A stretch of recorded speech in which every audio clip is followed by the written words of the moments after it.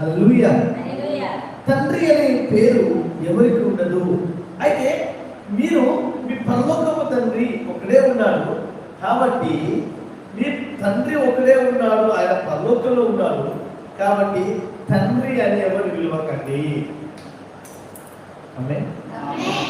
చెప్పండి హల్లెలూయా. చాలా చర్చిలలో పెద్ద పెద్ద పాస్టర్లు డాడీ అని పిలుస్తారు. అదే పెద్ద పెద్ద పాస్టర్లు డాడీ అని పిలుస్తారు. ఇది పిలువని బైబిల్ చెప్తలేదు.